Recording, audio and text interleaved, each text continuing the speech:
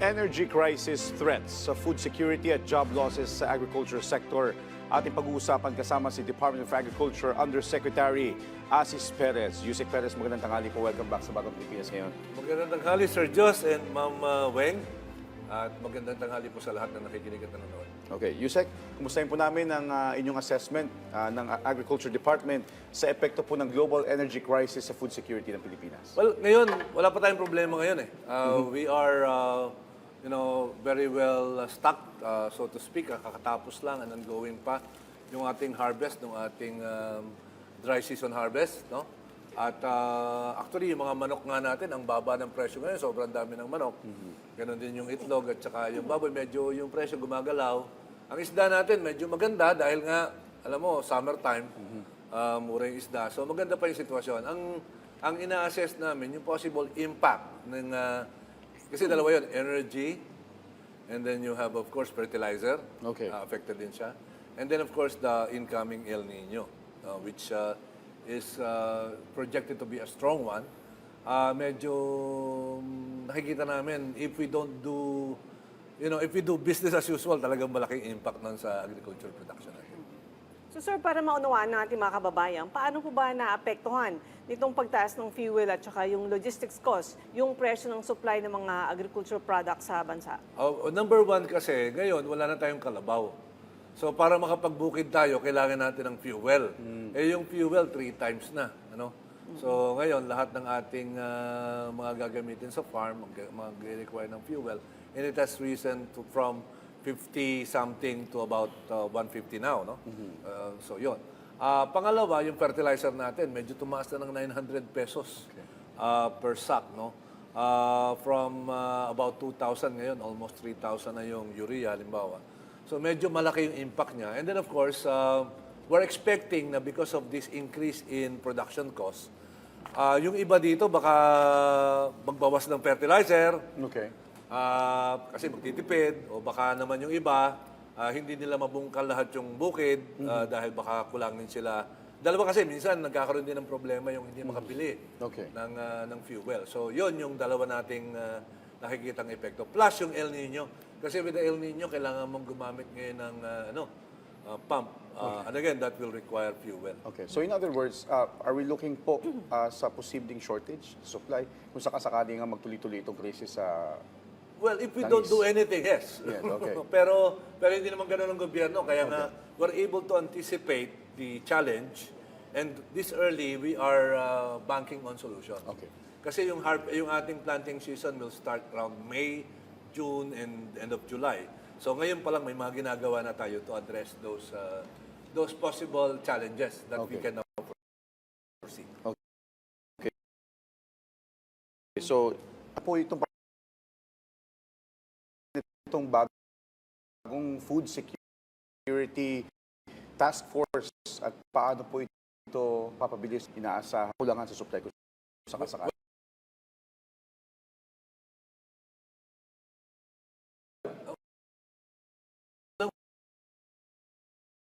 Hinahanap natin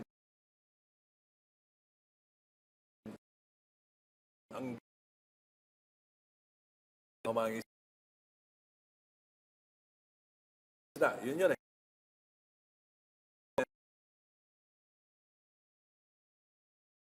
Are outside its most, I would say, challenge. May mga ilang nananamantala. So we should be able to monitor that. And so we make sure that government is on top of the situation so that we can address those. Kasi minsan kahit na hindi pa dapat tumaas, taas na. Di ba? And that creates a problem. And so that is also part of the function. And then we continue to monitor supply. And of course, production costs and anything related to production and logistics.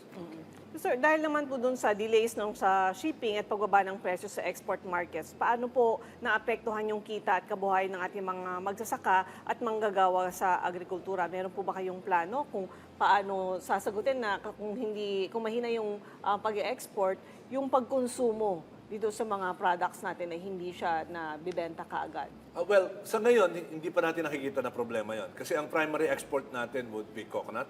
Okay. Of course, you have pineapple, banana, no? You have of course tuna, no? Yung mga shrimps, ito yung mga major products natin na export. Lahat naman to may sufficient supply tayo. Although yung tuna, siyempre, maapektuhan, we can expect that tuna might be affected because of the increased cost of fuel that we are looking at. Pero sa ngayon, meron pa tayong enough supply. So, hindi pa natin problema yun. But it's the bringing of those logistics. No? Na we understand that DTI is on top of this. I think the DTI and the shipping group has already discussed this matter. And they're finding ways to ensure that our exports are able to reach the market destination in time. No? Although, siyempre, some of these are beyond our control kasi nga international waterways na pinag-uusapan natin.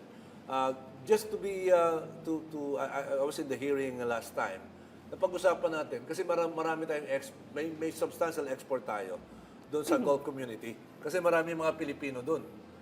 Gusto nila yung mga Filipino products. So, yun yung ginagawa ng paraan. But in other areas like Europe, US, hindi naman tayo masyado sa tingin ko apektado. Okay. So maliban po dun, Yusek, dun sa inaasahan natin possible challenges sa food security, pagdating naman po sa banta ng job losses sa sektor ng agrikultura, paano po natin pinaghahandaan ito? Well, we were working closely with the DOLE, halimbawa. And of course,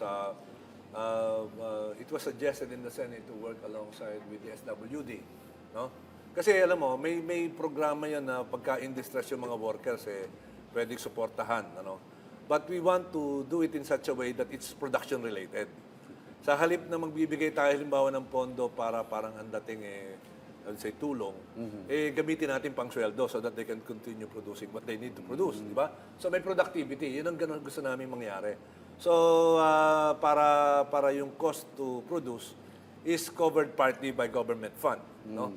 That is to relieve, of course, the owners of additional cost and burden. Kasi nga, tumaas na yung fuel, at least kung yung labor cost ma-cover ng existing program natin, then makakatulong yun dun sa overall productivity. So, those are some of the items that we're looking at. I've heard yesterday, I was in General Santos, I spoke to the LGUs, no? Kahapon, we have about 60 LGUs working. In Mindanao, kahapon, holiday. Wow. Ang biro ko nga, tayo ang tunay na magigiting kasi nagtatrabaho tayo kahit holiday. Is that the idea now that is coming, this is coming from one of the LGUs. Sabi niya, yung 20% development fund ko, lalagay ko muna sa production. Okay. Diba? And I think that's a good idea. Part of it will be used, no? And that's why we're going to talk to the local government and see whether portion of their fund can be used for production. Kasi una-una pagkain. Yes. Kasi anything can stop but not eating. Pinakamahirap.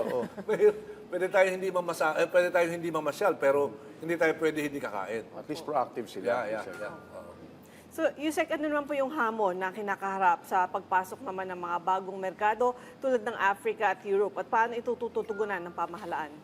Well, we continue to explore markets. Although, siyempre, priority natin, hindi muna outside market. Yung ano muna tayo, kumbaga, local requirements muna. Yan kasi ang nangyayari every time there is let's say, crisis, no? The tendency of all countries really is to take care of their own people. Now, assuming we continue to have excess, yan talaga ipupush natin na mailabas. Because ayaw naman natin na masayang itong mga ito. But continue naman yung ating effort. Meron kasi tayo ngayong Undersecretary for Export, focusing mostly on agricultural export, and he's on top of the situation. We are mindful that our export is directly related to job generation as well. Kaya hindi natin pwedeng pabayaan ito. Kahit na sabihin na natin na pinaprioritize natin yung ating munang local requirement. Okay. Yusek, from your perspective or from DA's perspective, paano po makakatulong yung koordinasyon sa iba pang mga institusyon para suportahan yung mga apektado exporters at magsasaka?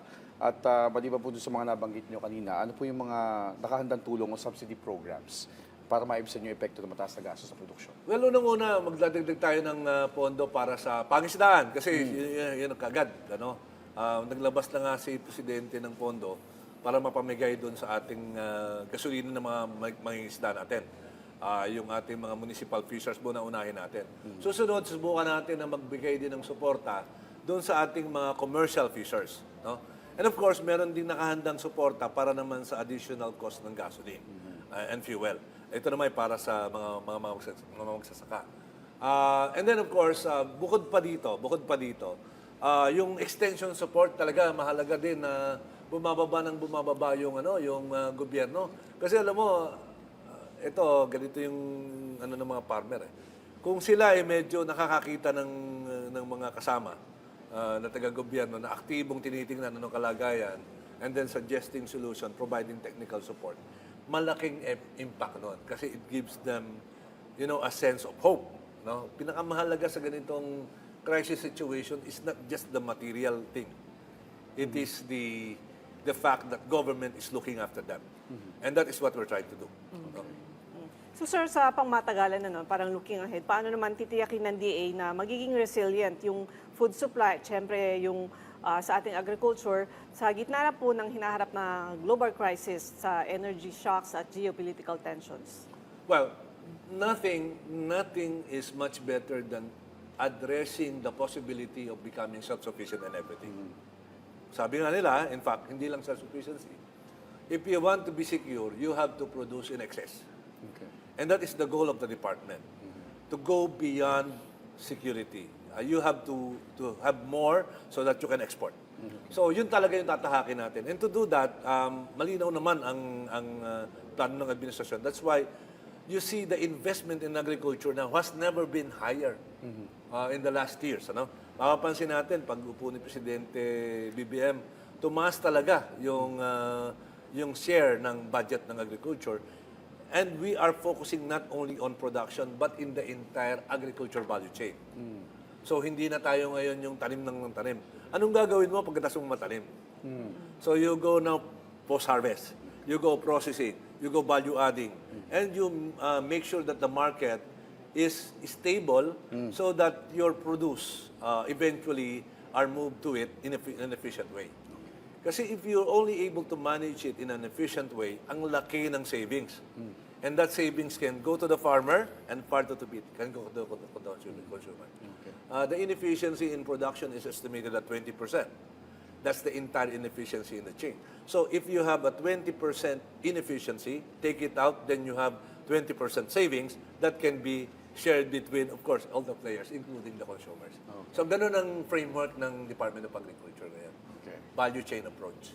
That's good to hear po. At mas sustainable, kumbaga. Yes, of course. Alright. Well, on that note, mensahe nyo lang po sa ating mga kababayan at sa mga apektado sa agri-sector, higil pa rin po sa kinakaharap natin. Well, ang ating pamahalaan po, alam natin ang sitwasyon. Where the good thing about this is we know what's likely to happen and we were able to set up a scenario what's gonna happen and how to address them. No?